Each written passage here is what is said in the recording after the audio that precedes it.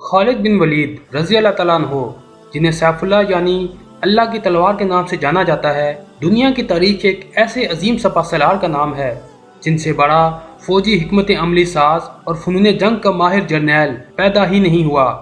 آپ دنیا کے واحد سپہ سالار ہیں جنہوں نے اپنے سے کئی گنا بڑی فوجوں کے خلاف 100 سے زائد جنگوں میں شرکت کی اور کسی بھی جنگ میں شکست سے دوچار نہ ہوئے۔ ان جنگوں کی فہرست میں اس وقت کی 2 عالمی طاقتوں رومیوں اور ساسانیوں سے کی جانے والی جنگیں بھی شامل ہیں۔ آپ کی فوجی حکمت عملی اتنی شاندار ہوا کرتی تھی کہ آپ ہاری ہوئی جنگ کو شاندار کامیابی میں بدل دیتے تھے۔ آپ نے صرف 3 سال کے مختصر عرصہ میں رومی اور ایرانی سلطنتوں کے پرخچے اڑا دیے، جو کام دنیا کا کوئی جرنیل اور حربی منصوبہ ساز سوچ بھی نہیں سکتا تھا۔ حضرت خالد اس کو عام طور پر کر گزرتے تھے۔ آپ 585 عیسوی کو قریش کے قبیلہ بنو مخزوم میں پیدا ہوئے۔ آپ کے قبیلے کا کام ہی جنگ کرنا تھا، اس لیے آپ نے کشتی اور فنون حرب میں کمال حاصل کیا۔ مسلمانوں کے خلاف آپ نے پہلی بار جنگ احد میں حصہ لیا، جب پہاڑی چوٹی پر موجود تیر انداز صحابہ نے آپ صلی اللہ علیہ وآلہ وسلم کے حکم کے باوجود اپنی جگہ چھوڑی تو حضرت خالد نے اس موقع کو غنیمت جانتے ہوئے عقب سے آ کر لشکر اسلام پر حملہ کر دیا، جس سے جنگ کا پانسا پلٹ گیا۔ صلح حدیبیہ کے بعد جب آپ صلی اللہ علیہ وآلہ وسلم عمرۃ القضاء ادا کرنے گئے تو آپ صلی اللہ علیہ وسلم نے حضرت خالد کے بھائی حضرت ولید رضی اللہ تعالیٰ عنہ سے آپ کے متعلق پوچھا اور آپ کے حق میں دعا فرمائی۔ حضرت خالد آپ صلی اللہ علیہ وسلم کے مکہ سے جانے کے بعد جب واپس آئے تو اپنے بھائی کا خط پایا جس میں انہیں اسلام کی دعوت دی گئی۔ حضرت خالد پہلے ہی آپ صلی اللہ علیہ وسلم کی عسکری نظم و ضبط اور دفاعی حکمت و تدبر سے متاثر تھے۔ خط پڑھنے کے بعد آپ کے دل کی دنیا بدل گئی۔ حضرت خالد نے 8 ہجری کو 2 اور اصحاب کے ہمراہ مدینے پہنچ کر تقریباً 43 سال کی عمر میں اسلام قبول کیا، جس پر آپ صلی اللہ علیہ وسلم بہت خوش ہوئے۔ جمادی الاول 8 ہجری بمطابق ستمبر 629 کو اردن میں رومیوں کے خلاف ہونے والی جنگ موتا میں پہلی بار آپ کو اسلام کی طرف سے لڑنے کا موقع ملا۔ اس جنگ کے دوران رسول اللہ صلی اللہ علیہ وآلہ وسلم کے مقرر کردہ تینوں سپہ سالار باری باری شہید ہو گئے اور میدان جنگ میں 3000 اسلامی لشکر کا سپہ سالار آپ کو چنا گیا۔ آپ نہایت بہادری سے لڑے۔ اس روز لڑائی کے دوران آپ کے ہاتھوں 9 تلواریں ٹوٹیں۔ آپ اپنے اعلیٰ ترین جنگی قیادت کا مظاہرہ کرتے ہوئے نہ صرف گھرے ہوئے اسلامی لشکر کو روم کی 2 لاکھ عیسائی افواج سے بچا کر واپس لانے میں کامیاب ہوئے، بلکہ رومیوں پر کاری ضرب لگا کر ان کے دلوں میں اسلام کی عسکری قوت اور برتری کا رعب بھی ڈال دیا۔ اس کارنامے پر رسول اللہ صلی اللہ علیہ وسلم نے آپ کو سیف اللہ یعنی اللہ کی تلوار کا خطاب دیا۔ حضرت ابو بکر صدیق رضی اللہ تعالیٰ عنہ کے دور میں مرتدین کے خلاف جو افواج روانہ کی گئیں، ان میں سے ایک فوج کی قیادت حضرت خالد نے کی۔ اس فوج نے جھوٹے مدعی نبوت طلحہ الاسدی کے سرکوبی میں شاندار کامیابیاں حاصل کیں۔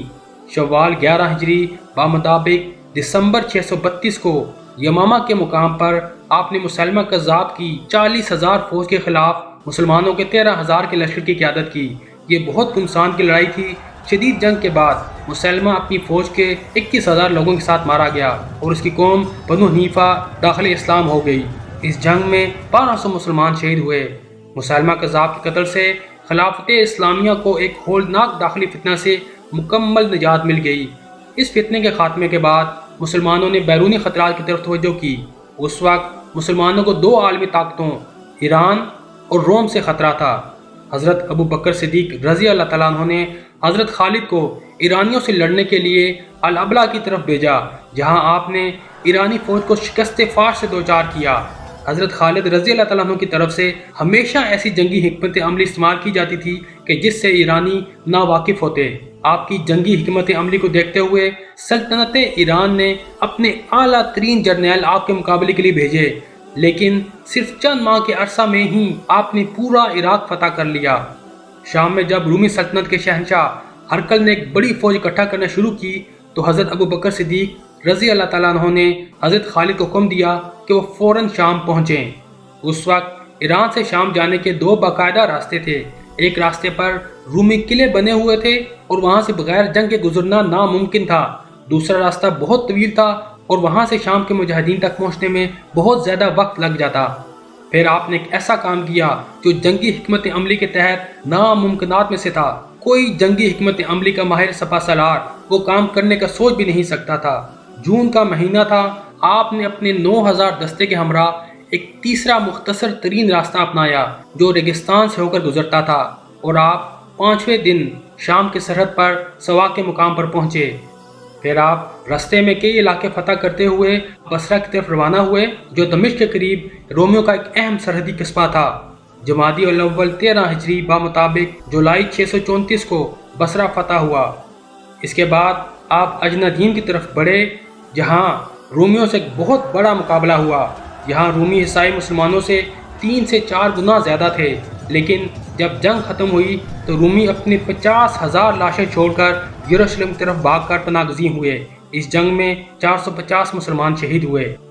اس کے بعد آپ نے دمشق کی طرف سفر کیا۔ دمشق کی طرف سفر کے دوران مسلمانوں کی فوجوں کو 2 حصوں میں تقسیم کر دیا گیا، ایک طرف حضرت خالد اور دوسری طرف حضرت ابو عبیدہ رضی اللہ تعالیٰ عنہ نے کمان سنبھالی۔ یہ شہر بھی بآسانی فتح ہوا۔ دمشق کی جنگ کے دوران ہی حضرت ابو بکر صدیق رضی اللہ تعالیٰ عنہ کا انتقال ہو گیا اور حضرت عمر رضی اللہ تعالیٰ عنہ اسلام کے خلیفہ بنے۔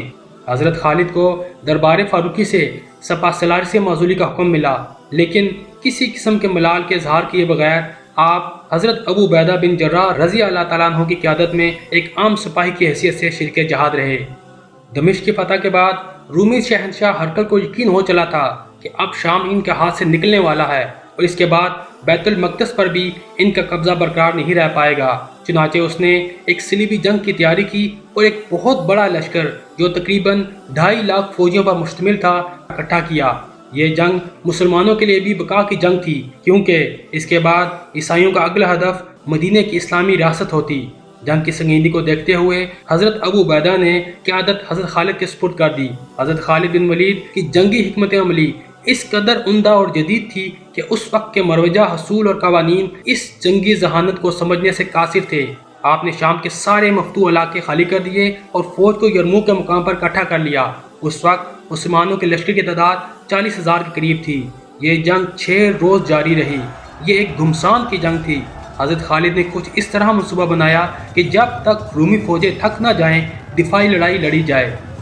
تیسرے روز رومیوں کے دباؤ کی وجہ سے مسلمانوں کا بائیں جانب کا دستہ درمیان کی طرف جھک گیا اور عیسائیوں کا لشکر مسلمان عورتوں کے خیموں کے قریب پہنچ گیا اور مسلمان شکست کے بہت قریب آ گئے تھے۔ لیکن حضرت خالد رضی اللہ تعالیٰ عنہ نے اس وقت اپنی فوج کو اثر نو ترتیب دیا اور اپنے گھڑ سوار دستوں کا استعمال شروع کیا، جس سے دشمن پیچھے ہٹ گئے۔ اس جنگ کے دوران ایک دن حضرت خالد نے رومی عیسائیوں کے لشکر میں موجود غسانی عیسائی جو کہ عرب سے تھے کو سبق سکھانے کا فیصلہ کیا تاکہ مسلمان فوج پر دباؤ کم کیا جا سکے۔ غسانی عیسائی کا 60,000 کا ڈویژن تھا۔ جب یہ طے پایا کہ آج صرف عربوں سے لڑیں گے تو حضرت خالد نے جنگی شورا سے لڑائی کے لیے صرف 30 آدمی مانگے۔ جنگی شورا نے فیصلہ کیا کہ 60,000 کے مقابلے میں 30 مجاہد کم ہیں، آپ 60 مجاہد لے جاؤ۔ یہ جنگ صبح شروع ہوئی اور عصر تک جاری رہی۔ اس روز کے اختتام پر جب گنتی کی گئی تو پتہ چلا کہ 5,000 عیسائی واصل جہنم ہو چکے تھے، جبکہ صرف 10 صحابیوں نے شہادت پائی اور حضرت خالد کفار کو نفسیاتی دباؤ کا شکار کرنے میں کامیاب ہو گئے تھے۔ جنگ کے 5ویں روز جب رومیوں نے جنگ کو کچھ دن کے لیے مؤخر کرنا چاہا تو حضرت خالد فوراً سمجھ گئے کہ رومی ہمت ہار چکے ہیں۔ آپ نے اس تجویز سے انکار کر دیا اور جنگی بصارت اور دور اندیشی کو استعمال کرتے ہوئے 5,000 گھڑ سوار کا دستہ رومیوں کی پشت کی طرف روانہ کر دیا۔ رومیوں نے جس جگہ پڑاؤ ڈالا تھا اس کے تینوں جانب دریا تھا اور صرف ایک طرف خشکی کا راستہ تھا، جہاں حضرت خالد نے گھڑ سواروں کا دستہ تعینات کر دیا تھا تاکہ دشمن کے فرار کے سارے راستے ختم ہو جائیں۔ جنگ کا 6واں روز فیصلہ کن ثابت ہوا۔ اللہ کی تلوار جب چلنا شروع ہوئی تو رومی اس حملے کی تاب نہ لا سکے۔ ان کا سپہ سالار بھی مارا گیا۔ جنہوں نے بھاگنے کی کوشش کی تو ان کے لیے حضرت خالد کا بھیجا ہوا دستہ پہلے سے موجود تھا۔ اس جنگ میں 70,000 رومی مارے گئے۔ اس فتح کو فتح الفتوح یعنی فتوحات کی فتح کہا جاتا ہے۔ اس فتح کے بعد شام پر رومی تسلط ختم ہو گیا اور شام مسلمانوں نے فتح کر لیا۔ اس کے بعد بیت المقدس بھی بآسانی فتح ہو گیا۔ اب صرف حمص کا شہر ہی بچا تھا جس کو حضرت خالد نے حضرت ابو عبیدہ کی زیر قیادت بآسانی فتح کر لیا۔ آپ حمص میں ہی مقیم ہو گئے۔ بنی کندا کے ایک سردار نے آپ کی تعریف میں قصیدہ لکھا اور آپ کو ایک عظیم فاتح قرار دیا۔ آپ نے اسے خوش ہو کر 10,000 درم بطور انعام دیے۔ حضرت عمر رضی اللہ تعالیٰ عنہ تک جب یہ خبر پہنچی تو آپ کو فوج سے علیحدہ کر دیا گیا اور آپ کا 3,000 سالانہ وظیفہ مقرر کیا گیا۔ آپ بخوبی جانتے تھے اور حضرت عمر رضی اللہ تعالیٰ عنہ نے بھی اس کا اظہار فرمایا تھا، آپ کی سبکدوشی کسی سزا کی وجہ سے نہ تھی، بلکہ لوگ سمجھنے لگے تھے کہ اسلامی فتوحات صرف آپ کے مرہون منت ہو رہی ہیں، جو کہ ایک بہت بڑا فتنہ بن سکتا تھا۔ اسی وجہ سے حضرت عمر نے پہلے آپ کو معزول کیا تھا اور یہی آپ کی فوج سے علیحدگی کا سبب بنا۔ آپ سبکدوشی کے بعد 4 سال زندہ رہے اور 21 ہجری بمطابق 642 کو آپ نے 58 سال کی عمر میں انتقال فرمایا۔ بستر مرگ پر حضرت خالد نے فرمایا تھا کہ میں نے سینکڑوں جنگیں لڑی ہیں، میرے جسم کے ہر حصے پر کہیں تلوار، کہیں نیزے اور کہیں تیر کا زخم لگا ہے، مگر شہادت سے محروم رہا اور آج بستر پر مر رہا ہوں۔ اللہ رب العالمین بزدلوں کو کبھی چین نصیب نہ کرے۔ مرتے وقت آپ نے وصیت فرمائی کہ میرا اسلحہ اور سواری کا گھوڑا اللہ کی راہ میں جہاد کے لیے وقف کر دیا جائے، اور یہی ان کا سارا اثاثہ تھا۔ آپ کو حمص میں مدفون کیا گیا، جہاں آج بھی آپ کا مزار موجود ہے۔ دشمنان اسلام اب بھی ان کو عزت کی نگاہ سے دیکھتے ہیں اور آج بھی امریکی شعبہ دفاع کے صدر مقام پینٹاگون میں حضرت خالد بن ولید رضی اللہ تعالیٰ عنہ کی فوجی حکمت عملی کو باقاعدہ پڑھایا جاتا ہے۔